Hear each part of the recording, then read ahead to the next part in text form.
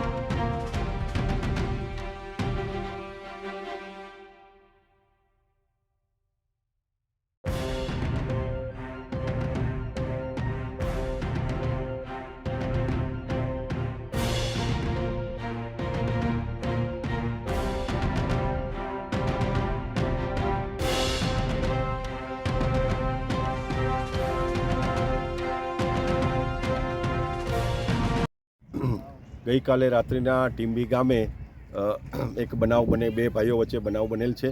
જે ભાઈઓને મોટરસાઇકલ લઈ જવા બાબતે બંને ભાઈઓને કંઈ અંદર કંઈ માથાકૂટ થયેલી। એમાં માથાકૂટની અંદર મારામારી થતાં એક ભાઈ પછાડી દીધેલ અને એના ભાઈએ નરસિંહભાઈનું મારવાથી મોત નીપજેલ છે અને એનું ભાવનગર મુકામે પોસ્ટમોર્ટમ પણ કરવામાં આવેલું છે। અને આરોપી તરીકે જે છે એનો સગો નાનો ભાઈ છે જે અપરિણિત છે, એની પણ ધરપકડ કરી લેવામાં આવી છે અને પોસ્ટમોર્ટમ પૂરું થયા પછીથી અંતિમ સંસ્કાર માટે, અંતિમ ક્રિયા માટે એમના પરિવારજનોને એમની લાશ સોંપવામાં આવેલી છે।